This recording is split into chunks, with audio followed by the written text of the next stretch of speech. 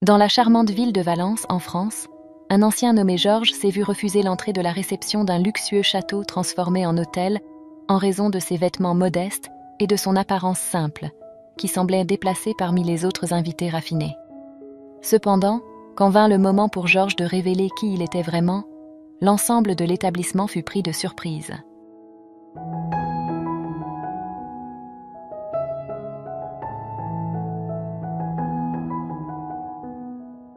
La manière dont nous interagissons avec les inconnus reflète fidèlement notre véritable caractère et notre capacité à être juste et sage.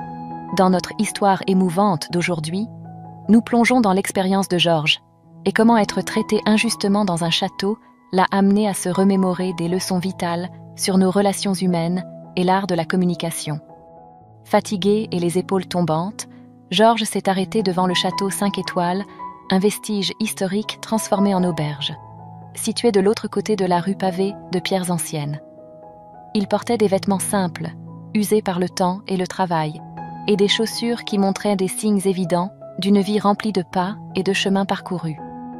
En franchissant le portail en fer forgé du château et en entrant dans le hall, Georges fut immédiatement transporté dans un monde de luxe intemporel. La décoration était un équilibre parfait entre classique et moderne, avec des tapisseries riches et des fauteuils capitonnés invitant au repos, le tout sur un sol en marbre poli qui brillait sous la lumière douce des lustres en cristal. Derrière le comptoir de la réception se tenait une femme élégante, sa posture celle de quelqu'un qui connaît le pouvoir d'une première impression, vêtue d'un tailleur Chanel et arborant des chaussures Louboutin.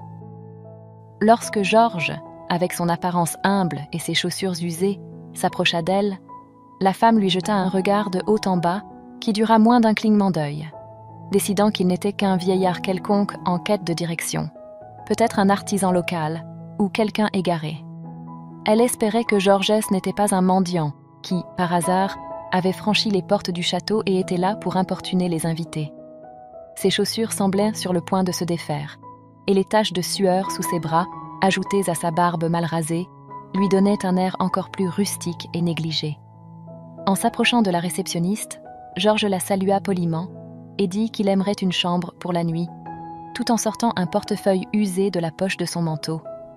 La femme, maintenant identifiée par un badge comme Brigitte, aperçut à peine une carte de crédit solitaire et quelques documents personnels, rien qui ne suggère le glamour des clients habituels du château.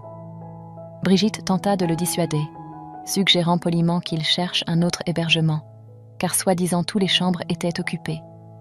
Mais Georges, d'un regard fixe et déterminé, répliqua « Brigitte, j'ai traversé bien des épreuves pour arriver ici. J'ai besoin d'un endroit pour me reposer, et je suis sûre qu'il y a des chambres disponibles. » Derrière Brigitte, une série de clés anciennes, chacune avec une étiquette de numéro de chambre correspondant, était suspendue à un tableau, indiquant des chambres inoccupées. Prise à son propre piège, Brigitte se sentit obligée d'avouer que ce n'était pas une question de disponibilité, mais plutôt de politique du château. Seuls les invités d'un certain statut étaient acceptés pour maintenir l'image d'exclusivité de l'établissement. Georges, toujours calme, insista pour avoir juste un endroit pour se reposer, même si c'était la chambre la plus modeste, mais Brigitte resta inflexible. C'est alors que Georges demanda à voir le gérant, et en réponse, il fut présenté à Laurent, le superviseur du château. Laurent, sans offrir de poignée de main, écouta Brigitte puis évalua Georges d'un regard ferme et d'une posture inébranlable. Laurent fut d'accord avec Brigitte, l'employé de la réception, et conseilla à Georges, l'ancien, de chercher un établissement moins prestigieux à quelques pâtés de maison, où il serait probablement accueilli. Au contraire, Georges résista à l'idée de marcher jusqu'à l'endroit indiqué par le gérant, et alors Laurent appela la sécurité, qui sans hésiter attrapa Georges et le conduisit vers l'entrée principale. En chemin cependant, Laurent reconsidéra et ordonna à la sécurité d'escorter Georges par la sortie de service, pour éviter que les invités ne soient témoins de l'expulsion. Le garde de sécurité, un homme de stature remarquable, suivit les ordres et emmena Georges dans un couloir vers l'arrière de l'établissement. Georges réclamait une chance de parler à la direction, mais ses affirmations furent ignorées par les gardes de sécurité, qui suivaient les ordres de Laurent. Lorsqu'ils arrivèrent au service de nettoyage, Emma, qui était chargée de la blanchisserie, était présente et intervint en voyant comment le vigile traitait Georges. Le vigile, qui respectait Emma, relâcha le vieil homme et expliqua qu'il ne faisait qu'obéir aux ordres, indiquant que toute plainte devrait être adressée à la direction. Emma déclara qu'elle prendrait la situation en main à partir de ce moment, et le vigile s'éloigna, laissant entendre que George était désormais sous sa responsabilité. Emma se présenta à George et, remarquant son malaise, lui offrit une aspirine pour soulager le mal de tête qu'il ressentait. Pendant qu'ils attendaient le roi, le mari d'Emma, quelques femmes de chambre arrivèrent et commencèrent à se moquer d'Emma, insinuant qu'elle remplaçait le roi par George. Les femmes de chambre disaient « Nous savons que ton mari n'est pas compétent, mais le troquer pour ce vieux, c'est trop. » Et elles partiraient en riant d'Emma. George n'était pas offensé et demanda à Emma ce qu'il en était des commentaires désobligeants des femmes de chambre à propos de le roi n'étant pas compétent. Emma lui raconta alors que le roi était devenu handicapé après un tragique accident qui avait abouti à l'amputation de l'une de ses jambes.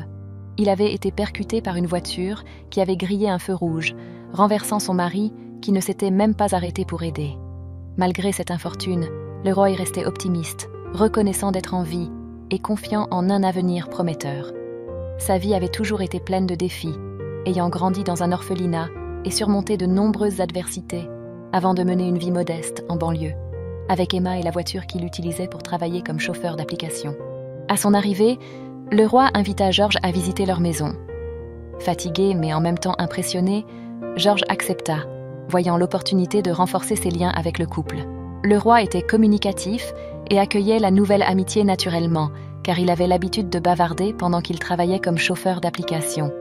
Sa voiture était adaptée pour son handicap, et tout au long du trajet, il maintenait une atmosphère légère, ne se lamentant pas sur son état, mentionnant juste occasionnellement une douleur au dos. George trouva confort et amitié en la compagnie d'Emma et de le roi, une sensation qui lui avait été rare pendant des années. Invité à passer la nuit, il accepta, s'installant sur le vieux canapé du salon. Le lendemain matin, George fit de son mieux pour arranger ses vêtements et ses cheveux, refusant l'offre d'Emma de repasser ses habits. Il demanda seulement que le roi le ramène au château, où Emma travaillerait également ce jour-là. En retournant au château par l'entrée de service, Emma entra avec George, inquiète que Laurent puisse appeler la police ou prendre des mesures plus drastiques contre le vieil homme. George marcha dans les couloirs, moins fréquentés du château, jusqu'à arriver au grandiose hall d'entrée. Là, il hésita dans un coin, observant Brigitte discuter avec une femme portant un élégant costume. Le badge de la femme indiquait qu'elle s'appelait Lia et qu'elle était la gérante.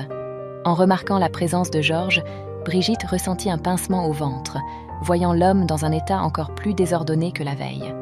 Poliment, elle interrompit la gérante et s'approcha de George, lui demandant de partir. Lia, notant la tension, pâlit devant la scène. Ignorant Brigitte, George s'adressa directement à Lia, la questionnant sur l'efficacité de sa gestion. Il mentionna qu'il envisageait de la promouvoir à la tête de plusieurs propriétés de la chaîne hôtelière. Mais il hésitait maintenant, constatant que les employés ne semblaient même pas savoir pour qui ils travaillaient. Lia essaya immédiatement de s'excuser. Ce n'est qu'à ce moment que Brigitte réalisa qu'elle était en présence du propriétaire du château et se hâta de s'excuser, expliquant qu'elle n'avait pas reconnu George à cause de ses vêtements simples. George révéla qu'il s'habillait de cette manière parce qu'il consacrait du temps à s'occuper d'enfants défavorisés et sans téléphone portable, avait choisi de se rendre dans l'un de ses hôtels les plus proches. Pour lui, cependant, le pire n'était pas son propre inconfort, mais plutôt le traitement inhumain qu'il avait reçu. Il déclara qu'il réexaminerait le rôle de tous les employés du château, ne pouvant garantir la permanence de Lia, Brigitte ou de tout autre employé de l'équipe de sécurité ou de l'administration. D'un autre côté, il souligna qu'Emma, la responsable du nettoyage, avait fait preuve d'une compréhension et d'une humanité remarquables durant l'incident. Au milieu de la crise, George vit en Emma une personne de confiance, quelqu'un qui ne laissait pas la réputation du château affecter sa conduite. Confrontée à la possibilité d'un licenciement, Brigitte implora une chance de se racheter, admettant son erreur et se montrant disposée à changer. George accepta, à condition qu'elle fasse un stage dans le département de nettoyage du château, loin des luxes auxquels elle était habituée. Brigitte refusa, arguant que cela serait humiliant. George la réprimanda alors, pointant son préjugé et soulignant la dignité des employés du nettoyage. Dans la suite de l'histoire, un homme en costume et cravate rendit visite à la maison d'Emma et de le roi, apportant des messages de George. Emma, déjà au courant de qui était le vieil homme qu'elle avait aidé, fut stupéfaite par les conséquences de leur rencontre. le visiteur annonça qu'Emma était promue à la tête du département de nettoyage et que Georges avait fait une donation considérable à l'association caritative qui s'occupait de Leroy. Touchée, Emma pleura, reconnaissante pour ce geste inattendu qui changeait leur vie. Cette histoire met en lumière des thèmes comme l'humilité, la générosité et la reconnaissance de la dignité de chaque personne, indépendamment de son rôle dans la société. Si vous avez aimé l'histoire, veuillez cliquer sur le bouton « J'aime » et vous abonner à la chaîne. J'espère que vous passerez une excellente journée.